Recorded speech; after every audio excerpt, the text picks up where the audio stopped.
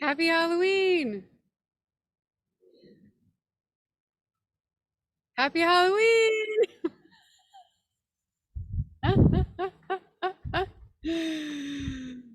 Well, I had to have a little fun with it today. Happy Halloween, everybody. Hi, hi, hi. Hi, Sandy. Hi, Julia. Hi, Tracy. I have a Woo! pigeon mask. I should put on my pigeon mask. Oh yeah, let's see it. That'd be awesome. Okay, hold on. Sorry, I actually have a bird. I have a bird mask. I forgot about that. Huh? Anyway, happy Halloween, everybody. I I'll bust take out the pigeon mask. Of course I do. She's dressed up. All right. Well, we'll just let folks wander in here for a moment or two. I'll be taking my crazy hat off in just a moment, but thought it would be fun to show up with something to honor the day today. I know it's a transition day for some people, and for some people, it's a time to think about your ancestors and those that came before. So it's a nice day to, yeah, just to think about all those ones who came before us, whether they're people or whether they are in other forms. So whether they're maybe animals, and those animals that came before us, the birds that lived on your land before you were there. So it's a good day for that today. All right, so if folks want to put their, I'll just let everyone know in case, oh, nice, Della, look at that. That's awesome. All right, so for anyone who's new today, if you're willing and able to turn on your screen, I love to see who I'm talking to, whether you have a costume or not. I should have prepped you all. I could have told everyone to come in some sort of cool costume. And anyway, yeah, so if you could turn your monitors on. If not, that's totally fine. It's completely all right to have yours off because you're not really going to be looking at the screen until later anyway. So mostly just find a comfortable place to sit. If you are new to this, welcome. We'll be chatting when this is all over, but for the first portion, we're just going to be sitting and connecting with the world around us. And sometimes it's birds and sometimes it's leaves. So whatever's real for you. All right, I'm gonna change my, Della, I love your mask. Did you make that? Oh, it's so cool. No, I didn't make it, but I've had it for years, but I just grabbed it because I thought it's very appropriate. It's very appropriate. It's awesome. Can you identify this bird? It kind of has like a crow sort of bill, but then it has like owly ears, and Let's I don't see, know. sideways. A harpy. It's a harpy eagle. Oh, that's a good A one. harpy eagle. Yeah, someone said that. Who is it? Was that you, Suzanne? Who said that? Yeah, Suzanne got it.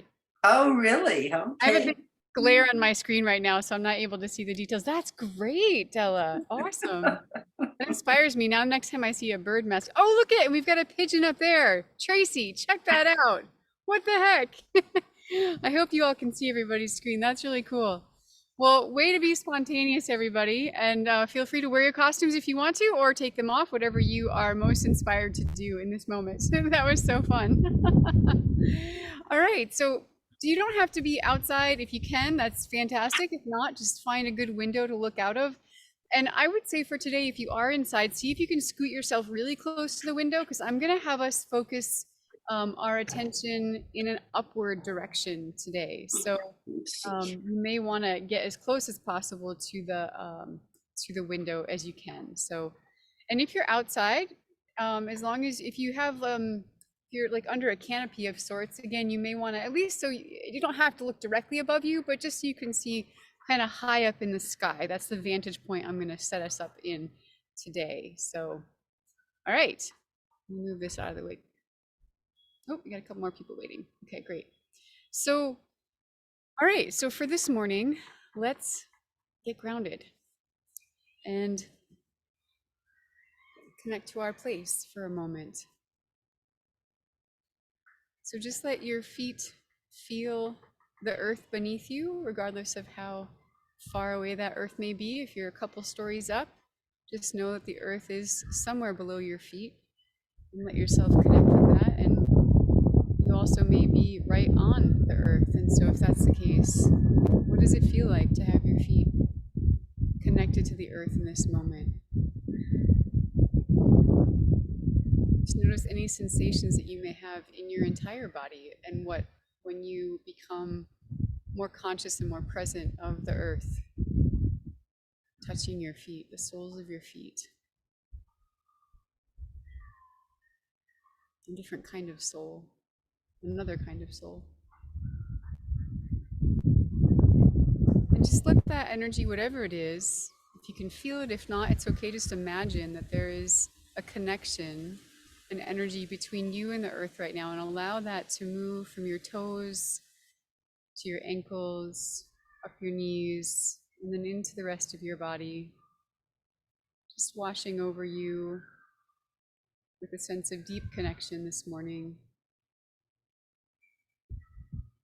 Take a nice deep breath and let it go. And another one. One more breath in and then a breath out. Today here I have a gentle breeze, and it's really nice sometimes when there's a subtle breeze to tap into the breath of the earth. So if you have any sort of wind in your area right now, just notice what the rhythm is of her breath. Is it intense and wild? Is it slow and gentle? And can you feel the pulses in the breath of the earth? In the wind as it moves past you? Is there an inhale and an exhale that you can tap into?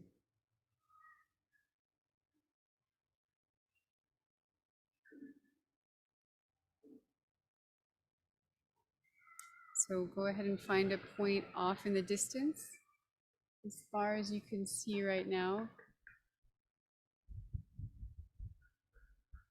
Just one point. Let your eyes really focus on one thing. Maybe it's a leaf hanging from a tree, or a notch in a tree. Maybe it might be a cloud. If it can be something that's stationary, that's a little bit more helpful, because you can always come back to it. If it's a cloud, then good luck with that. So in this moment, just find a point really far off in the distance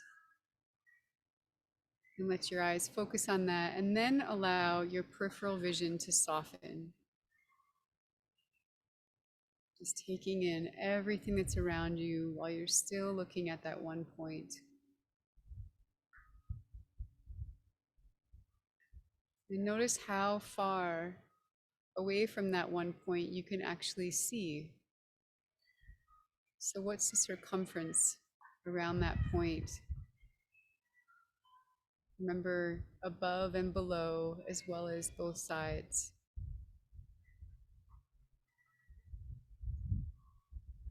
And as you're taking in the sights with this expanded vision, sometimes we call this owl eyes, also go ahead and bring your awareness now to your ears, taking in the sounds that you're hearing.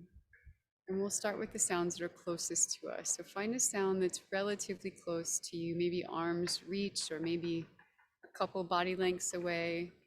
Just bring your awareness to that sound, noticing the intricacies of it for the first just a moment.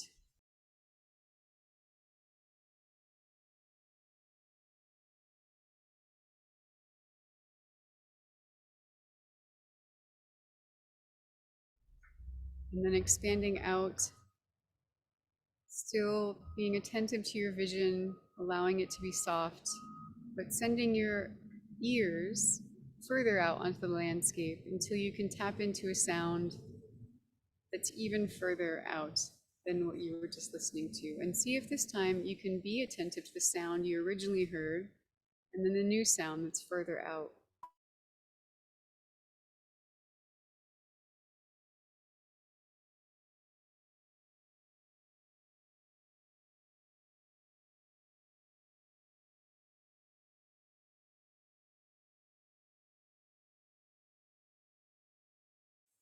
Are you able to hold both in your awareness at the same time? And then we'll go one step further, even further beyond. See if you can find a sound and do your best to have all three in your awareness, the very furthest sound, the middle sound, and then the nearest sound.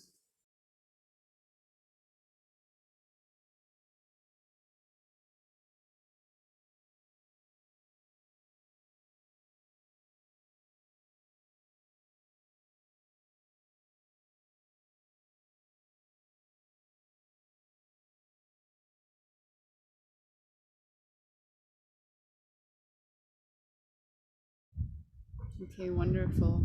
So now what I'd like you to do with your eyes, keep yourself, as long as you can keep your senses tuned in to the sounds in those three distances, a sound that's near to you, a sound that's kind of mid-range, and a sound that's quite far away. We're going to bring our awareness to our eyes right now. And I'd like you to send your gaze up as far as you can. It doesn't have to be where you're craning your neck necessarily, but just, I want you to really be looking up at the sky. And if you want to gaze at a cloud, or maybe the sky is clear where you are right now, or maybe it's all cloudy and there's not any distinct necessarily that you would be focusing on, but let's just stay for a little while with our gaze focused up into the sky rather than on the ground or the trees. I want you to go above tree height with your gaze. And again, if you're inside, I know it might be getting kind of dark for you where you are. And so you can still, if you want to, look outside and just see if you can see the stars out there. All right. And we'll stay like this for a handful of minutes.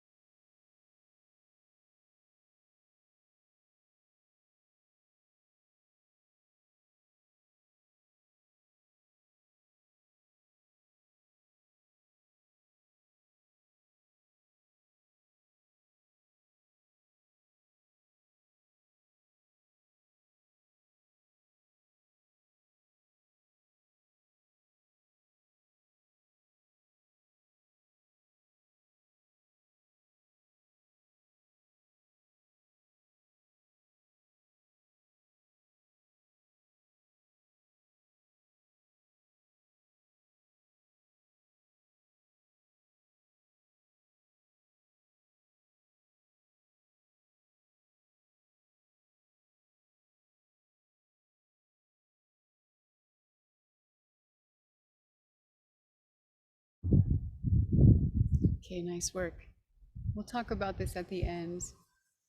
But for now, let's spend the next couple of minutes just giving our, if some of you were looking quite high, like I was, it's nice to give your neck a little break. So shift your attention, your awareness to maybe tree height or just above tree height.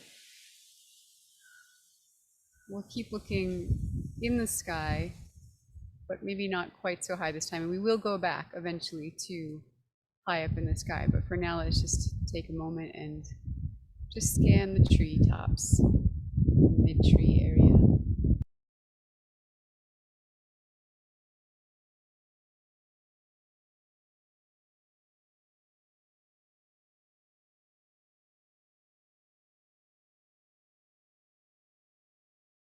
It's also a great opportunity as you're scanning the trees to really get to know them.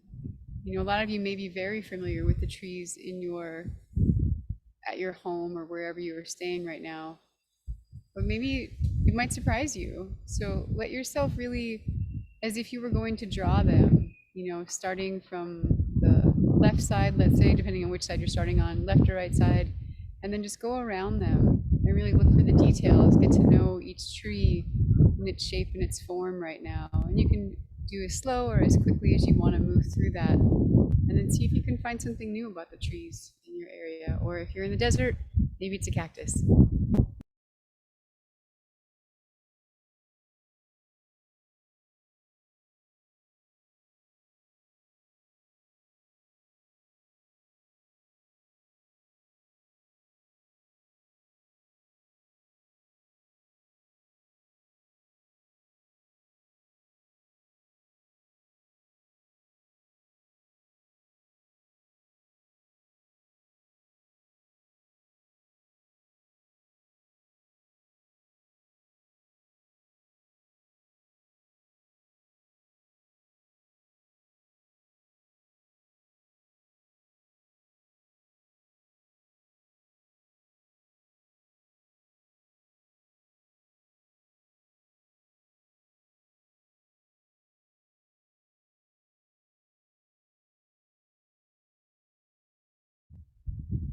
Okay, nice work. All right, so now we're going to spend some time again looking up into the sky as high as you're comfortable looking, again, without having to give yourself a little kink in the neck or anything like that. So we'll go back up to the sky again.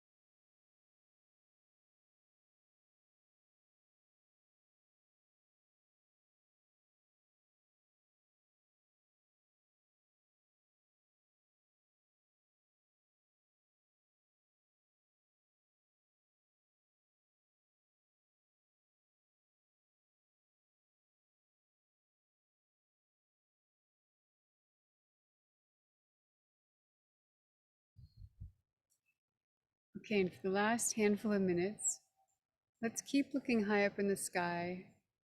But this time, allow your attention to focus on just one point and use your owl eyes to let your gaze soften.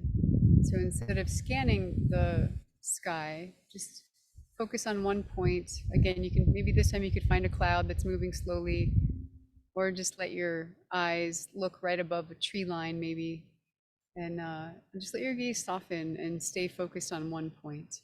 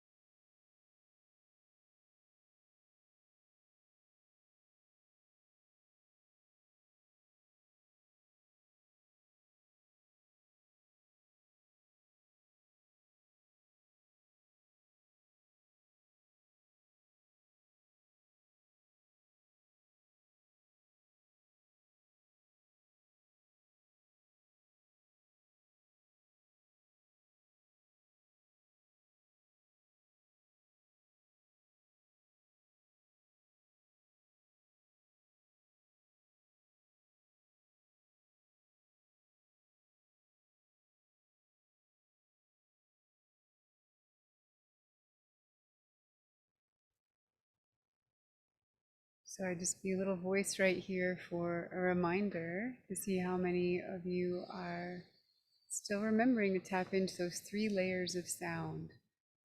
So we'll just be in this for another minute or two.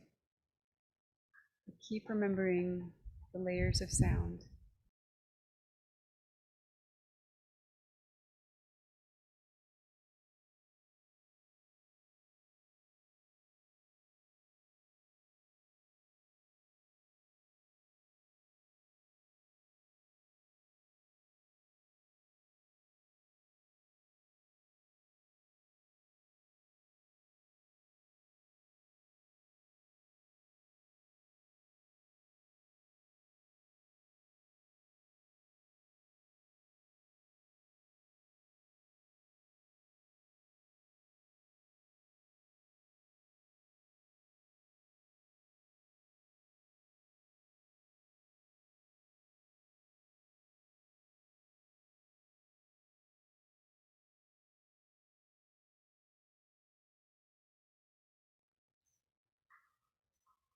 Okay, wonderful. So for just the last minute, looking up into the sky, whether it's daytime or nighttime where you are, and in your own way, offering gratitude for just the absolute magicness of the atmosphere and the sky above our heads every day, holding us here in this beautiful way.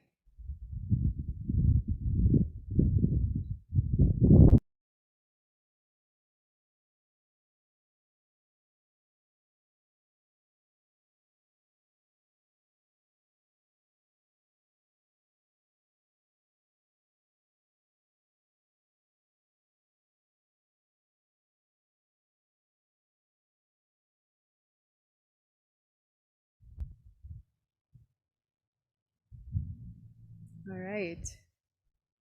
Well, I'd love to see a show of hands from folks. I'm going to ask a couple of questions here. So how many folks, while they were looking up, if it was daytime for you, how many folks while they were looking up were able to see a plane? Anyone see a plane fly by when you were looking up in the sky? See a couple hands. Okay. How many folks saw a hawk? They think they might have seen some kind of a raptor. Yeah, any raptors up there? Okay. Any flocks of birds? Anyone see a flock of bird go by? Birds? Yeah, Tracy. Okay. Awesome. Catherine, did you as well? I think I saw your hand go up. Yes? Okay. Great. And how about a little bird? Just like one smaller bird. Anyone see a little bird go by? Oh, a bunch of you. Wow. I thought that one would be less. Wow, it's almost everybody. Awesome. Okay, cool. Well, so the reason I asked us to do this today, I've lately been really fascinated with the migration of the robins. And what I find is that not so much in the morning. In the morning, they're a little bit easier to see, but in the evening, they're quite high.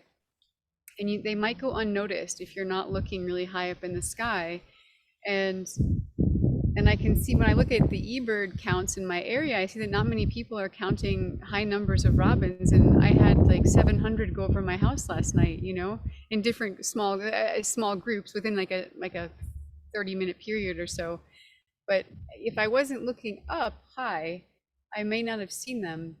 And also I find it really surprises me that I don't have to look high for that long. And I often will see a raptor or something else up in the sky that just, even if it's like an insect. Anyone see any insects going by, or like little, I don't know, fuzzy things floating by? Yeah. And it's like, I think oftentimes we don't recognize there's so much happening high up in the sky just because our attention, our awareness is sort of, you know, maybe tree height and below. And so it's a good reminder to just look high every once in a while. Get your eyes, you know, fixed away from tree height, and just let yourself gaze. And I don't know, for me too, it's a reminder of more childlikeness, you know, like times when you might have just like sat on the lawn or somewhere with friends or whatever it might be and just gazed up at the clouds. And so it just brings a real sweet, I think a sweet ease, to me anyway, when I find myself gazing up in the sky. So I'm curious what other people's experiences were this morning with that. If anyone did take a moment to look high, and what you either saw or what you experienced within yourself. So just go ahead and raise your hand if you want to share, and I'll call on you. And you might have to do some waving because I see it looks like Jermaine. I think that's it. Sorry. Hi. Yeah, it's funny when we were gazing with our eyes into the sky, I noticed the motion and the peripheral vision so much more than when I was scanning the trees, you know, and looking at each individual tree. They look still to me, and yet when I was focusing in the sky, it was so much more action going on in my peripheral vision, just waving. I mean, it's very breezy here today. And leaves. I sometimes looking up high, I would see something and I thought it was bird. Then I'd watch it for a while and it wasn't quite right. And then as it drifted down, it would turn into a leaf. So it's kind of fun. It's different. Yeah. Anyone else did that? That happened to anyone else? I also saw leaves kind of flying by, thinking they were. Yeah, Linda saw that too. That's awesome. That's cool. Thanks. I love that story. Thank you. Anyone else want to share that? Yeah, go ahead, Sandy.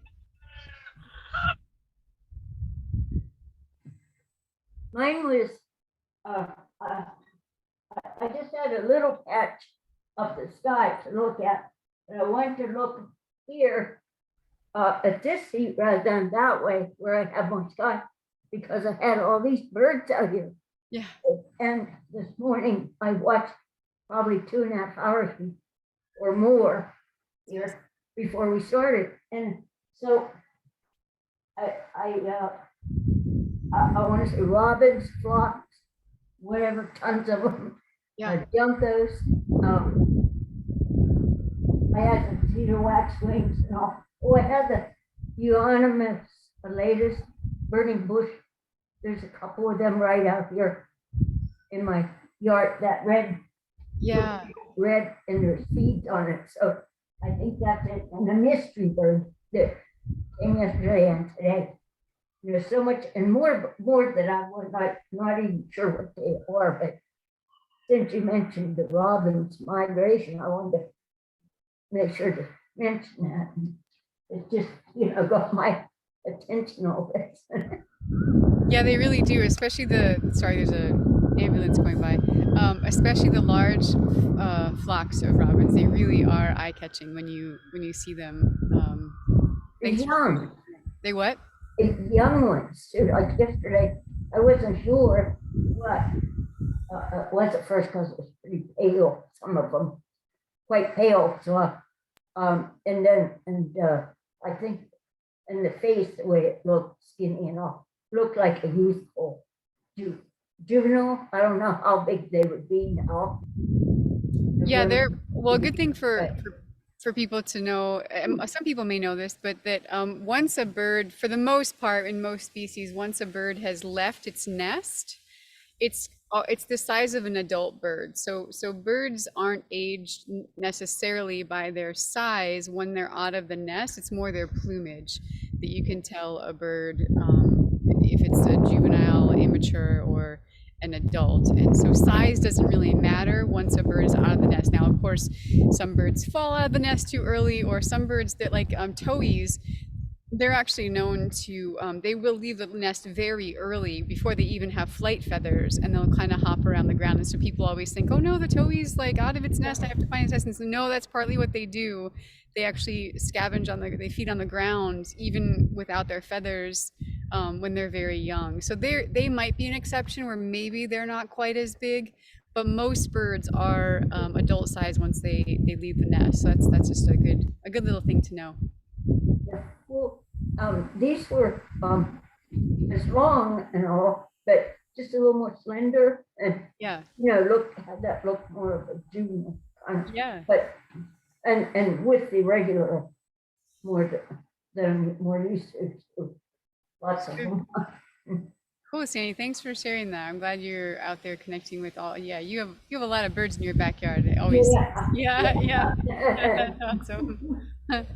Sweet. All right. How about someone else? Want to share your experience of looking up this morning? What was that like for you?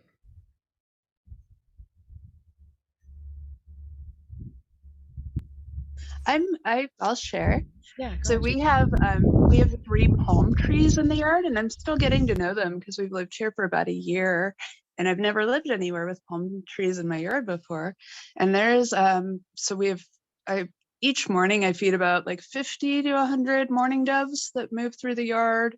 There's like massive amounts of sparrows and house finches, and all my hummingbirds can visit.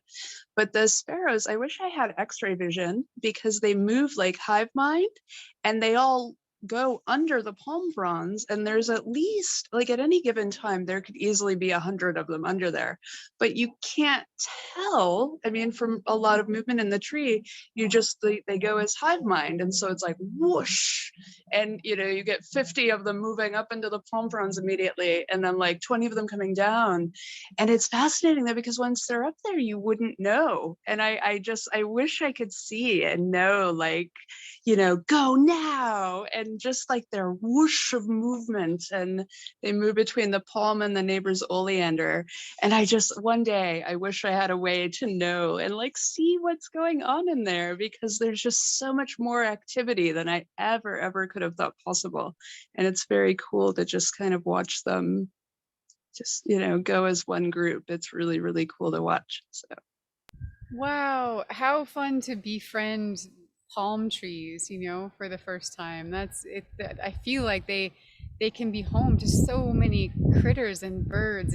I've only been to a few places in my life where there's been palm trees, and I'm always amazed at how many critters live in them, especially the ones that aren't like pruned. I think in some areas they cut all the dead ones off, but the ones where they're just sort of allowed to do their kind of wild, crazy thing, and maybe look a little disheveled, it always seems like they have a lot more life in them. And I don't know 100% for sure, but that's always where I would see a lot of the birds and critters were the palms that were, a little funky looking and whatnot. Yeah. And is there a particular time of day that you happen to see the sparrows go up there, Tracy, or is it kind of any time of day? Oh, it's all day. It's all day. I was noticing it more now because I had just fed everybody. So everybody's kind of coming back and down from the bird feeding station and all the bird baths and stuff, and then back up to the palms. So just like a lot more movement as we're paying attention and different, different levels. And the hummingbirds are right by my head, like, me, I'm right here.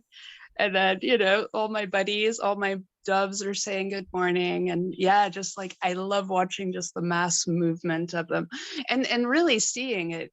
I pay a lot more attention now. And I'm learning more about the hawks that are coming to visit, and I'm catching more of the hawks coming to visit too, because I'm just paying more attention to the birds' movements and communications. And so I saw a red-tailed hawk last week, and he hung out for the longest time on the perch up the way, and the kestrels have been visiting more often. And so, yeah, just kind of paying more attention to what the birds of the yard are telling me. I've been able to catch a lot more of the hawks moving through, which is cool too. Right on. Tracy, where are you in the country? Tucson, Arizona. You're in Tucson. Okay, I was like, she's either in like LA or Tucson. Yeah. Or, I was trying to figure out where you might be. Okay, Yeah, great. I met you at the birding festival here yeah. that we did at Sweetwater. Yeah, as Oh well. yeah, that's right. That's Yeah. awesome. I wasn't well, and I did forget, but I Oh no, you're fine. sometimes I'm not sure, like, 'cause, people come from all over for those things too. But that's great. Okay, so you're right in Tucson. Yeah, that makes that's one of the places I was thinking of in the back of my mind, where I happen to see all the critters hanging out. Don't bats It's live fabulous. up here too? Aren't there certain kinds of bats that live up in the palms? We as get well? the long. I don't know if in the palms we get the long nosed bat. Is it long ear bat? I'm saying it wrong. But I was just reading an article from Audubon Tucson the other day about them emptying out all of our hummingbird feeders. Yeah, they do. And I've not Yeah. seen that yet, but apparently a couple of the folks here that do birding have noticed that in their yards. So I get the Gila woodpeckers. I have a Gila woodpecker family that come and visit, Yeah. and they yell at me when the suet feeder's empty. Yeah. But politely, because they know me now, so they don't yell that loud. But yeah, There are, I know, and they live up in the palms too. They like the palms and the cacti. Okay, that's fantastic. Yeah, there's I think it's Leica and Swarovski and maybe even Zeiss. Yeah, Zeiss and maybe Zeiss and Swarovski. They have these like night vision. I think it's like a monocular kind of a thing. But like it binoculars. literally will let you, and they can take video too. And they were showing me some of the video they were getting in the Tucson area at the festival. And Yeah. they showed like how they hung out. I think it was the hummingbird feeders when they in Patagonia. Yes, those yeah. are the best ones ever. Yeah, and all the bats would come in at night to the feeders. And Oh, yeah. So it is kind of that's so wild cool. to see that. You That's can watch neat. videos online of that too. But Oh, I'm gonna check it out. I see we have a couple. It looks like Catherine's hand is up, and there might be one other person I'm moving this. Yeah, go ahead, Catherine. Thanks, Tracy. Yeah, I just switched my camera and you can see my window feeder here, which I've learned to keep the shelled peanuts out of the squirrel's hand. I put them in my window feeder, and the blue jays have discovered them. They come up and hang on. They come in hot. They grab on. They grab a peanut. Sometimes they grab one, put it down, grab another one. But the thing that surprised me the most is the titmice come. The tufted titmice come and steal those big peanuts. I never thought that little bird could pick that peanut up. Oh, they're feisty little buggers. I have to say, They really are. They come back. I thought, well, maybe it was just a fluke. And then he went and hid it somewhere, and he came right back and got another one. It's very comical. It's quite. They wake me up, the blue jays, every morning, because this is right above my bed, the window where the feeder is. So if there's not peanuts out there, they get quite boisterous. Yeah, I love that you're feeding them the peanuts. I think, yeah, especially the jays love it, and they seem like they're really popular with certain birds. So that's awesome, Catherine. Thanks for sharing that. Sweet. Well, anyone else have anything they want to share about today's activity at all? How that was for you? Can I ask a quick bird question? Does anyone feed meat to the birds? I did this virtual birding yesterday for disabled birders with Feminist Bird Club, which was a really cool event they've done a couple times. Where basically like birding from bed. And so we zoomed into like live cams all over the world, and one in Africa, it looked like they were feeding red meat, like just hamburger meat. And so there was like a discussion, but not a lot of folks were familiar with it. And I was curious if any of you folks had done that. I myself have never, I shouldn't say that. With crows, yes, the jays love it too. But I have this memory of seeing a chickadee on a kill somewhere. I'm trying to remember if it was, I used to work with wolves, and so we would get the ravens all the time, of course, that would come in and try and scavenge from them. The magpies love to scavenge. You think of like any bird, obviously vultures, of course, but if you think of a roadkill or something like that, or a dead animal, and if you ever get to watch it for long periods of time, or if someone might have like a trail camera that's on a roadkill, again, or a dead animal, for instance, you'll get to see all the different critters that come in. And I think chickadees are one that will eat the meat, but I don't do it intent, because you often get, if you're like feeding, usually what I'll do with my crows anyway, I have like leftover chicken from, making chicken soup, and I'll wait until they're here, and I can call them in, and they'll come, and so they just take it right away. So it's not like sitting in my backyard and getting like the rats and other critters to come. So I know that they're gonna they'll see it, they'll take it, and then it's gone, right? But I think, yeah, you'd probably end up with more that you would probably not want around than want if you were to try that. But anyone else have any experience with feeding meat to birds? I mean, you can think of like the what are they called? Those little, they're not worms, they're mealworms. The mealworms are sort of a form of, you call them, they're not meat. I guess they're just, what are they made of? They're squish. Like mush. I don't know what they're made of. My Yeah, birds Jimmy. wouldn't eat them. None of the birds would eat the mealworms, but the rats love them. So it worked. I thought they were going to go to Wow. waste. Oh, Yeah. that's so interesting. Jermaine, what were you going to say? Oh, just that my mom's companion, when we used to have a carcass, from a turkey, or he had a friend who was a hunter, any kind of a carcass. After we ate it, he'd take it and he'd put it on the back hill in the yard, and eventually the crows it was crows, Crows, but yeah. they were a riot because they'd all come around and stare at it forever, and then one would like sort of inch toward it and then back off it, and then finally one would actually go on it, and then they'd all go on it, but they liked it a lot. But I don't know if I want to put it with my feeders now, because it would draw all sorts of things. Yeah, exactly. And usually when I feed the crows, it's in a whole different area than I do. I don't feed birds right now because we're still in bear season here, but in the wintertime when I feed the birds, I do that on my deck, and then when I feed the crows, it's kind of like over in a different area. But yeah, I think I think if you are going to choose things like meat, for instance, it's good to separate that from, especially to get as far away from your house as you can. Do that, like you were saying, her partner put it up, on the hillside or something like that. That's a good idea. Yeah. Cool. Anyone else? I do want to feed bats, though. I almost thought, when I read that thing from the Audubon, I thought, should I put my hummingbird feeder back up? Yeah, it depends. So I know when we were at the Tucson Audubon, or at the Southeast Arizona Bird Festival in Tucson, there was a woman who specialized in bats. Did you go to that presentation, Tracy? No, I had something double booked. I wanted to do it though. Yeah, she's awesome, and she's like this. I mean, she's been doing it for like 20 or 30 years or something. But she was saying that there's like a couple different kinds of bats, and they're usually the fruit bats. So we don't get those in New England here, but bats that will eat fruit or nectar. I should say nectar. Nectar eating bats are the ones that will eat from the hummingbird feeder. But other bats who go for meat or insects, like insectivore bats, they won't go for the hummingbird feeder. So you have to kind of know which sort of bats you have in your area. And then if you do have the nectar feeding bats, then that would be great, because they'll find it. And as long as you're not in bear country, then that's great. Yeah. Yeah. How fun. What a good conversation. Bats and birds. Thank you all. Yeah, for sure. All right. Anyone else have a bird story they want to share, or an experience from today? Yeah, go ahead, Suzanne. Hi, thank you so much for getting me outside in the cold, or I would have missed this whole thing. So I live on the Upper Dolores River in Southwest Colorado, and the river's like literally 100 feet from me. I'm looking right at it. There's a reservoir 15 miles downstream, And a couple decades ago, Colorado Parks and Wildlife decided to release kokanee salmon in the reservoir. They're landlocked freshwater salmon.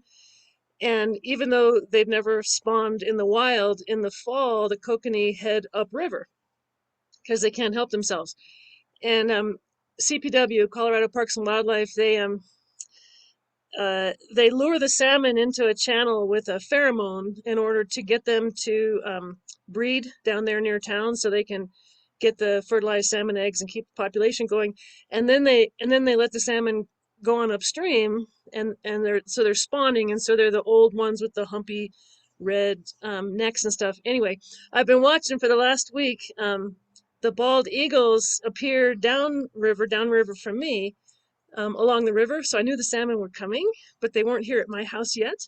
And this morning, as we were doing our sky watch, this thing whips over my head and bam, lands on the shore of the river right in front of me. And I'm pretty sure it was an immature bald eagle. It didn't have the white head and stuff, but it had to be a bald. And so I got totally distracted during the sky watch because I had to go grab my binoculars and see if it snagged a salmon out there. So I guess that segues into feeding birds meat, because there's like eagles that are eating salmon in front of my house. I call this Alaska week here. I get my little taste of Alaska here. Yeah. Oh, that's so exciting. I'm glad you brought. Well, there's two things I want to mention. One is the salmon piece. So there's a pair of ravens that has been nesting down in the town. I don't know. It's the facility down here where they store like all the sand and stuff, and so it's a gigantic open air kind of dome where they do this. And then the ravens every year have been nesting inside the dome, like up in the rafters and stuff. And the local guy, especially the guys who work down there, they just love the ravens. They all get all excited about it, which is so cool. And there's a couple local guys who will come, and they'll literally almost every day they drop some salmon skins and salmon whatever like off for the ravens to eat, for better or worse. They do that, but they the ravens love the salmon. And so here's a little trick. Anyone know how to tell a juvenile bald eagle from a golden eagle? What's the difference? Because the reason I'm bringing that up, Suzanne, is because I know where you live. I don't know specifically where you live, but the general area, and you will also get golden eagles there as well. And so, yeah, so how do you tell? Yeah, Jermaine, go ahead. Do they have like not a gap, but a lighter spot on either wing when you're looking up at them? They being which one? That'd be the American eagle, excuse me, golden eagle. The golden eagle. Okay, so the golden eagle has, so can you point to where that would be? Like if this was the wing, where would that? I think it's sort of wrist area, but I'm not that sure, where the wrist would be, halfway out the wing on the top. Yeah, great. Anyone else have any thoughts? Or yeah, go ahead, Linda. It's my understanding, I could be wrong, but it's my understanding that the golden eagles always have feathers on their legs, all the way down to their tail. Almost looks like pantaloons. And the bald eagles don't. They don't go all the way down. Even the immatures, it's not all the way down to their talons. Ooh, that's good. I wasn't sure. I wasn't aware of that. That'll be fun. I'll have to look in my field guide for that too. Because you said you're not 100% sure on that? I'm not 100% sure, but I know one of them, I'm almost sure that it's the goldens that have the long pantaloons. I always call them pantaloons. And then the balds just have like cutoffs. Yeah. That would make sense to me. If it was going to be one or the other, I would think the golden would have that. That's rad. So everyone go in your field guide and look after the call is done. Anyone else have thoughts about the golden versus immature bald? Because a lot of people will go and they'll just make the assumption like it's a really big bird, it's got to be a bald eagle. Or they might even go the other way, like, oh, it doesn't have the white head and the white tail, it's got to be a golden eagle. But that's not the case. So for me, the simplest way to do it has a little bit to do with what Jermaine was saying. And that is that if you see a bird that's mostly darkish color, looks, it's clear it's an eagle, relatively flat soaring and whatnot, and it's got mostly brown on it or so. The bald eagle, the young one, the one that's like not a full adult yet with the white head and white tail, they always tend to just look disheveled and messy. And it's not like their head, but it's more their body feathers, because the way that their body feather or their wing feathers and the rest of their body feathers come in it's just kind of a mishmash, and some are white and some are brown and some are white, and it's just sort of mishmash all over. So they just look like they're a big mess. Whereas the juvenile or the young, the immature golden eagle, they're much more clean and crisp and kind of well put together. And they do have that patch. So there's a big white patch underneath their wings that you can see when they're in flight. And so that's a good indication. If the bird looks put together, really crisp and clean with some white patches, that's the golden. And then if it's kind of messy looking, that would be the young bald eagle. So yeah. And then I'll have to check out the legs and the feet and the pantaloons. That's great, Linda. Thank you for that. Sweet. And Suzanne, that's awesome. So have so much fun with your eagles getting the salmon right now. And when was the first time that they started doing that with the salmon? How long have they been doing that? Am I off mute now? Yep. I don't know. I've had my house here for 20 years, so I've only lived here full time for 4. And I just first became aware of the salmon maybe 10 years ago. Okay. The reservoir went in 78. And so I don't know at what point they decided to Colorado. I know Colorado did that with the kokanee salmon in a bunch of reservoirs, and it was at least 10 years ago. I'm not sure how much further. This is not the only reservoir that they put kokanee in, though. Yep. And then during the pandemic, I was bummed because I used to count back in the day. I would stand on the bridge out here and count over 50 salmon underneath me in the river. And then a few years ago, they disappeared, and I only would get like a half a dozen salmon. I was really sad. But then I found out that I think during the pandemic, Colorado Parks and Wildlife decided to harvest the salmon as they came up from the reservoir and they gave the fish away. Oh, wow. I think because people were having, trouble eating. So they just did that Thursday. They had their big kokanee giveaway in the town of Dolores at the city park there. And people showed up with coolers. You just got to bring your own cooler. And it's first come, first serve. And CPW gives away all the salmon that they can. And I guess that's pretty cool because then they don't go to waste upriver. Yeah. I guess the people are happy, but the eagles might be a little upset. Yeah. And I was a little upset because I thought, yeah, it's messing with the ecosystem, but actually just bringing the salmon here messed with the ecosystem because Sure. they're not native Yeah. here at all. Yeah. Yeah, interesting how we tweak things for our own ends, and then wildlife gets in on the game and makes it advantageous to themselves. Sweet. Yeah, exactly. Yeah. Exactly. Jermaine, I see you have your hand up. Yeah, go ahead. Yeah, I just wanted to say that, and the most bald eagles I've ever seen have been a garbage dump, and there's nothing they like better than a garbage dump or a roadkill. They love carrion. Yeah, absolutely. And they love meat. Yeah. Yeah. That's awesome. Well, thanks for all the stories, everybody. I love all the different places that we went today, and I feel like I learned some stuff. And now I'm going to go and look up the different pictures of the golden and the bald eagle. I hope you all will join me in doing that. And yeah, we'll see you. I'll see you in a couple weeks. Molly will see you next week. And I hope you have a beautiful rest of your week, everybody. Thank you so much. Thank you all. Have a wonderful day. Bye. Thank you. This was wonderful. Oh, That's good. so fun. Yay, Bella. Yeah, this was That's so much awesome. Awesome. Happy Halloween. Happy Happy Halloween. Halloween. Bye, Tracy. Bye, Claudia. See you. Bye, Catherine. Bye, Karen.